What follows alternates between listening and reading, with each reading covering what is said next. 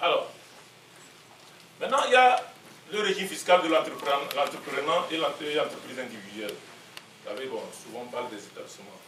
L'entrepreneur individuel, c'est celui qui est le seul apporteur de son capital. Voilà, il n'est pas une société, il est une entreprise individuelle. À ce niveau, nous avons fait une distinction entre deux régimes. Il y a le régime de la TPU, taxe professionnelle unique, l'impôt synthétique déclaratif, et le régime taxe professionnelle unique, régime forfaitaire. Alors, pour les commerçants, producteurs, artisans, transporteurs, prestataires, dont le chiffre d'affaires se situe entre 30 et 60 millions, c'est la TPU régime déclaratif, dont les taux diffèrent si c'est négoce 2%, si c'est service 8%. Maintenant, de même type d'entrepreneur, lorsque le chiffre d'affaires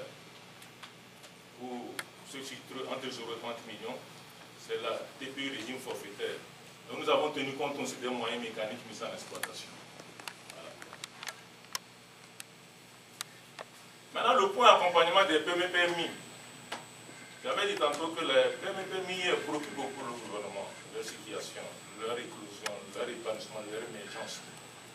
Ce qui a amené encore une consécration dans le Code général des impôts, un réaménagement des faveurs fiscales pour les contribuables relevant des centres de gestion agréés, mais aussi d'autres structures publiques d'encadrement du secteur informel. Alors, pour information, les redevables de la TPU adhérents au CGA doivent bénéficier d'une réduction de 40% de leur imposition pendant 4 années. Voilà, si la TPU est égale à 300 000 à payer, donc cela veut dire qu'au lieu de payer 300 000, on ne paye que 300 000 moins 40% de 300 000. Pendant combien d'années? C'est-à-dire chaque année, lorsque l'impôt est dû, il faut quand même tout ça. Les instructions que nous allons envoyer à nos chefs de service tiendront compte de tout cela pour éviter des erreurs d'interprétation. Par contre, les entrepreneurs non adhérents au CGA, mais appartenant à une structure publique d'encadrement et de promotion du secteur informel, là aussi par exemple la NADEP, bénéficieront d'une réduction de 40% au titre de l'impôt synthétique pendant 2 ans. Voilà. Alors que de l'autre côté, 40% pendant 4 ans. L'institution d'un régime fiscal incitatif pour les investisseurs des PME-PMI. Ça, nous avons écouté l'appel de beaucoup d'opérateurs économiques parce que lorsqu'on parcourt le code des investissements, l'allégeance a été faite seulement aux grandes entreprises. Alors, et les PME et PMI, qu'est-ce qu'on va devenir? Comment vont-elles investir? C'est pour cela que le législateur, cette fois-ci, a dit mais il faut quand même que dans le code des impôts, qu'on essaie aussi de trouver une situation pour les PME et PMI. Alors, ce régime est réservé aux contribuables qui ne sont pas éligibles au code des investissements en raison des conditions liées au niveau d'investissement réalisé. Ces entreprises bénéficieront dorénavant, dans le cadre de ce nouveau code, d'une réduction de l'impôt sur les sociétés ou de l'impôt sur le revenu des personnes physiques pour investissement en raison d'une réduction de la base d'imposition d'un montant maximum égal aux 3/4 des sommes réellement et effectivement payées au titre des investissements. Voilà. Ça, c'est une bonne chose. Ou bien, Monsieur le Président. Voilà. C'est bon, non? On évolue. Alors, allègement de la charge fiscale des nouvelles entreprises associées à la TPU. En vue de promouvoir la création d'entreprises, l'emploi et faciliter l'implantation des PME-PMI, les redevables de la TPU, régulièrement enregistrés au centre d'information des entreprises, sont exonérés à l'impôt synthétique pour les 2 premières années de création. Les 2 premières années de création, l'entreprise ne paie pas. Si seulement elle est passée par le centre informatique des entreprises. Allègement de la charge fiscale des nouvelles entreprises associées à la patente. Les contribuables qui débutent nouvellement les activités sont exonérés de la patente pour les 2 premières années d'exercice. Voilà. Ceci, je voudrais rappeler que si certains d'entre vous ont le Code général des impôts, nouveau code voté, ils n'ont pas la loi de finances 2019, ils n'ont pas le complet. Ces dispositions ont été prises après que le Code général des impôts ait été voté, puisque c'est dans la même période. En novembre, on a voté la nouvelle loi. Et en décembre aussi, on a voté. Voilà. Ce qui fait que les gens ne comprendront pas. Les gens diront, mais nous, dans le code que nous avons, il n'y a pas ça. Ça, ce sont les dispositions. C'est ce que le Conseil général disait en boutade. Dans son historique. Et ceux qui ne comprennent, ceux qui ne savaient pas, vont croire que c'est maintenant qu'on a fait. Non, ça existe déjà. Mais le nouveau code général des impôts, lorsque nous allons l'imprimer, prendra en compte toutes ces dispositions-là. Voilà, allègement de la charge fiscale des jeunes entrepreneurs en matière du minimum de perception. Vous savez, cette question de l'entrepreneuriat jeunes et femmes, c'est une préoccupation du chef de l'État lui-même. C'est des situations qui sont particulières. Nous n'avons pas voulu surcharger le code général des impôts des dispositions qu'il faut changer du jour au lendemain. Alors, lorsque l'IMF a été voté et que le minimum de personnes était égal à 600 000, très rapidement, notre ministre a attiré notre attention sur la situation des jeunes entrepreneurs. Et une instruction a été prise pour dire que dorénavant, les entreprises dont le chiffre d'affaires est inférieur à 60 millions et qui optent pour le régime du réel normal ou qui y sont assujettis d'office à l'exception des titulaires des charges et offices des sociétés de cabinet d'avocats ainsi que les cabinets d'expertise comptable sont soumis au plancher du minimum de perception prévu pour la taxe professionnelle unique forfaitaire des prestataires de services qui est égal à 20 000 francs au lieu de 600 000. 20 000. Il y a une institution, l'institution me met dans ces salles, on va vous la partager. L'élargissement de l'assiette fiscale. Le règlement des droits d'assises. Vous savez, aujourd'hui, le législateur togolais regardant de ce qui se passe au niveau de l'UEMOA, pas seulement au niveau de l'UEMOA, au niveau aussi de la CEDEAO. Vous savez, en ce qui concerne les produits à effet nocif sur la santé tels que le tabac, les droits d'assises sont portés de 45% à 40%. Et les boissons alcoolisées de 15 à 18%. Pour la bière de 45 à 50%. Pour les autres boissons alcoolisées, du fait de la suppression de la taxe spéciale sur la fabrication et le commerce des boissons. La prise en compte des meilleures pratiques en matière de lutte contre la fraude et l'évasion fiscale des lycées nationales, puis des transferts. En matière de taxes foncières, ça c'est une nouveauté. Les maisons d'habitation effectivement occupées par leurs propriétaires et dont la valeur locative est supérieure à 1 200 000 sont imposables. Cette disposition est une émanation de la loi de 1986 qui avait fixé le plancher de la valeur locative annuelle non opposable à 360 000. Aujourd'hui, nous avons fait une évolution. Au lieu de 360 000, nous avons mis ça à 1 200 000.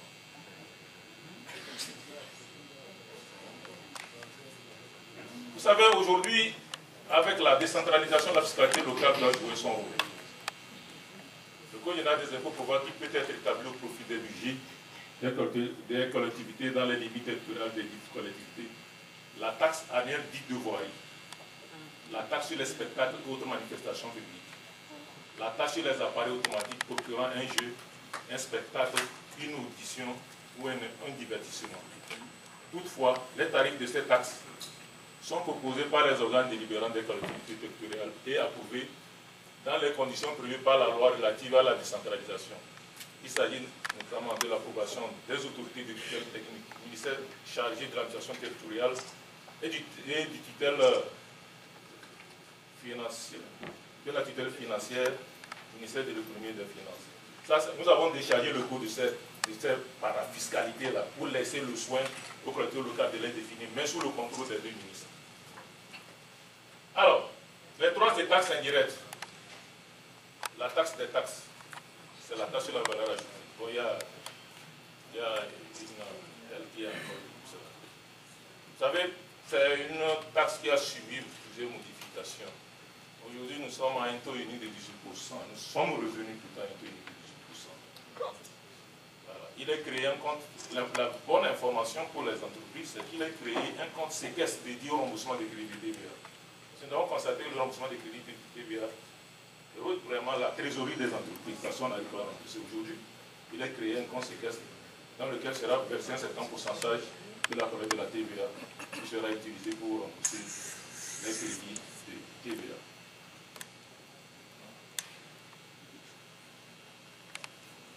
Venons au droit d'enregistrement. Et quand nous allons au droit d'enregistrement, les timbres, nous voulons profiter de l'occasion pour parler de ce que le législateur a voulu faire comme contribution en ce qui concerne l'amélioration du climat des affaires. Aujourd'hui, les actes relatifs à la création et à l'augmentation du capital des entreprises sont désormais exonérés de droits d'enregistrement et de timbre. Voilà. Compte précédemment 2% augmentation par rapport et 5% augmentation par incorporation de la réserve. Institution d'un droit forfaitaire de 35 000 francs CFA pour les opérations de transfert de propriété. Compte précédemment un droit proportionnel de 4% de la valeur vénale. Ceci pour encourager les jeunes à créer des entreprises en utilisant leur capital immobilier. Voilà. Donc c'est 35% forfaitaire d'enrichissement et de droit de timbre. Voilà. Et de plus en plus, on entend ça et la mais les billets d'avion coûtent très cher, c'est la taxe qui fait que les billets d'avion au Togo coûtent cher. Donc, sous l'instruction du ministère, avec l'accord des législateurs, la taxe d'émission des billets d'avion est passée de 5 000 à 2 000, donc nous avons fait tomber 3 000 francs. Nous espérons que les billets... Ah, c'était 5 000. Au niveau du Bénin, les pays de la sous-région, nous sommes actuellement c'est nous qui avons maintenant le droit le plus faible. Alors, allons-y au niveau du livre des procédures fiscales. Le livre des procédures fiscales est une émanation des articles 1 à 545. Il a été retenu que le Code général des impôts soit dédié au champ d'application, à la détermination du revenu imposable et au taux ou tarif. Les règles relatives aux obligations déclaratives et de paiement, aux sanctions, au contrôle, au recouvrement, au contentieux, seront traités dans le livre des procédures fiscales. Ceci pour rendre le document. Au fait, les deux documents sont émanations de deux lois distinctes. Voilà. Mais lorsque nous allons imprimer le document, il sera dans un seul document. Le code général des impôts, le livre des procédures fiscales, pour avoir un document unique, facile à utiliser, à transporter. C'est bon, monsieur Messi? Ah oui, au moins ça, monsieur. Nous sommes d'accord sur cette ligne. Alors, donc, cette option vise à marquer la limite entre la politique fiscale stricto sensus et la gestion opérationnelle, gestion des déclarations, recouvrement contentieux. Elle est marquée par la formalisation d'un livre distinct de procédures fiscales. Les améliorations apportées par le livre de procédures fiscales. Il y a une consécration légale des régimes d'imposition, article 15 et suivant de ce livre. L'affirmation du principe du régime déclaratif du paiement spontané des impôts et taxes, article 18 et 19 du même livre. L'obligation d'utilisation des caisses enregistreuses pour les opérations de vente au comptant par les redevables de la TVA. Aujourd'hui, c'est la mode. Nous sommes très en retard par ça. Nous avons fait la réforme de la facture normalisée, mais ça ne marche pas. Ça ne marche pas du tout. Nous avons constaté que même elle est encombrante même pour certains opérateurs économiques. Son utilisation, quelquefois même, pose problème. Des fois, il faut demander à l'opérateur, au client, s'il veut la facture normalisée ou pas, afin qu'on puisse l'utiliser ou pas. Aujourd'hui, nous voulons faire un bond en avant par rapport même à l'Europe de nous. Ils ont déjà commencé par faire le système de la caisse enregistrée. Dans les autres pays aussi, ça évolue. Alors nous voulons commencer avec les caisses enregistrées cette année, en commençant au niveau des bars, restaurants et puis les grandes surfaces qui, auparavant, ne pouvaient pas utiliser la facture normalisée. Et nous avons déjà un opérateur avec lequel nous avons signé un contrat qui, sans tarder, va commencer par dérouler toute la technique en matière de collecte de la TVA par les caisses enregistrées. L'institution formelle, toutefois, je dis bien toutefois, les factures normalisées continuent à faire cours jusqu'à ce que les caisses enregistrées les remplacent effectivement. L'institution formelle est une obligation de travailler en matière de taxe d'habitation. Pour la taxe d'habitation, nous avons constaté que les gens attendent que c'est l'hôtel qui est heureux. Non, dans les autres pays, la taxe d'habitation fait partie d'un régime déclaratif. Donc, dorénavant, de façon spontanée, que chacun, puisque ce sont cette taxe va à 100% aux collectivités locales. Dans la création d'une nouvelle commune, il faut quand même que chacun use sa partition pour permettre aux collectivités locales d'avoir des recettes nécessaires pour développer les communes. Maintenant, nous avons regroupé des sanctions, tant fiscales que pénales, à 200. Avant, c'était vraiment disparate. La délimitation du champ du contrôle inopiné, article 211. Actualisation des éléments de train de vie à pondérer au titre de l'EPP. Les trains de vie que nous avions dans notre circulaire, ou bien c'était vieux, c'est tellement vieux. Il fallait adapter par rapport à l'inflation qui fait cours aujourd'hui. Donc nous avons essaie d'actualiser ça. Dans l'application, on verra si nous sommes ouverts quand même à toute proposition d'amélioration. Alors, l'organisation du régime des transactions, des remises aux modérations, article 419 et 431. Comme le disait mon collègue des douanes, avant, à certains montants, c'est le ministre des Finances. Aujourd'hui, nous sommes dans le cadre de l'office, quand même, au-delà d'un montant qui n'est pas de la compétence du commissaire des impôts, il faut quand même que le commissaire général des douanes, des recettes ici. Consécration des télépaiements, autres modes électroniques. Comme vous le savez, nous avons fait quand même assez d'efforts en ce qui concerne la télédéclaration. Maintenant, il faut qu'on aille vers les télépaiements et nous sommes en train de faire le chemin en la matière. Il y a la prise en compte d'une plus grande célérité dans les procédures de recouvrement à travers la réduction des délais en matière de mise en recouvrement et d'avis de mise en demeure, article 481 à 486. Voilà. Ouais. Venons à cette question de quels sont les impôts qui ont été supprimés. Quand est-ce qu'on dit qu'un impôt ou bien une taxe a été supprimé? C'est lorsque, d'abord, par rapport à la législation fiscale, cette taxe n'existe pas. En ce qui concerne son nom, son champ d'application, sa base imposable, son taux. Voilà. Pour nous, c'est la majeure. Je n'ai pas voulu surcharger le document en mettant la parafiscalité. Voilà. Voilà les droits et taxes qui ont été supprimés. La taxe sur les salaires a été supprimée, la taxe sur les véhicules de société a été supprimée, la taxe complémentaire à l'impôt sur le revenu a été supprimée, la taxe complémentaire sur salaire a été supprimée, la taxe sur les propriétés instruments bâtis supprimée, la taxe spéciale sur la fabrication et la commercialisation des boissons supprimée, l'impôt sur le revenu des transporteurs routiers. Voilà, cette question du trimestre, nous avons plutôt amené ça au niveau de la TPU forfaitaire. Voilà. Et puis la taxe professionnelle. Pour nous, la taxe professionnelle n'existe plus, mais la patente a été créée. Alors, maintenant, allons vers les taxes, droits et taxes créées. Il y a la taxe sur les véhicules à moteur et puis la patente. C'est les deux taxes qui ont été créées dans le document. Voilà, autre réforme. Vous savez, aujourd'hui, l'Office togolais des recettes gère le domaine foncier de l'État. Et l'autorité, le chef de l'État lui-même, dans la mesure où le chef de l'État lui-même qui habite la cellule du monde des affaires, ça fait que les réformes en la matière évoluent très vite. Vous savez que aussi le nouveau code foncier de manière aussi a été voté. Et nous sommes, l'auteur fait partie des entités qui gèrent ce code avec les autres administrations. Il a été créé déjà au niveau de l'Office des recettes un guichet foncier unique où dorénavant toutes les procédures seront faites. Et ça permettra même de réduire les coûts et les délais de délivrance des titres fonciers. Nous sommes en train d'espérer qu'en 6 mois, qu'un requérant puisse avoir son titre foncier. Pour la mutation totale, en 10 jours, vous avez déjà votre titre foncier. Ce n'est pas certainement. Pour les transferts, mutation totale, en 10 jours, vous avez votre nouveau titre. Mutation totale.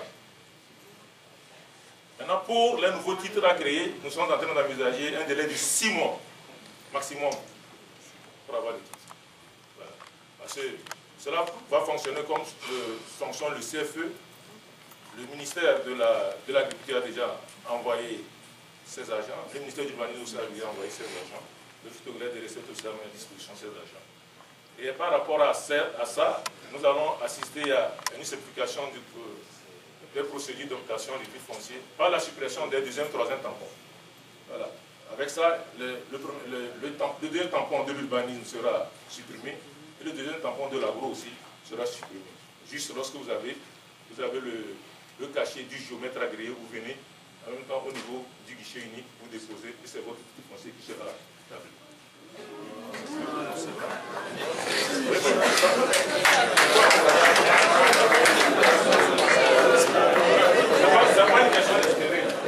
Ce n'est pas une question d'espérer, c'est une question de ce qui va se faire. Vous savez, avec l'office, l'office est un train de 800 tonnes. Quand nous mettons la tête là, ça avance.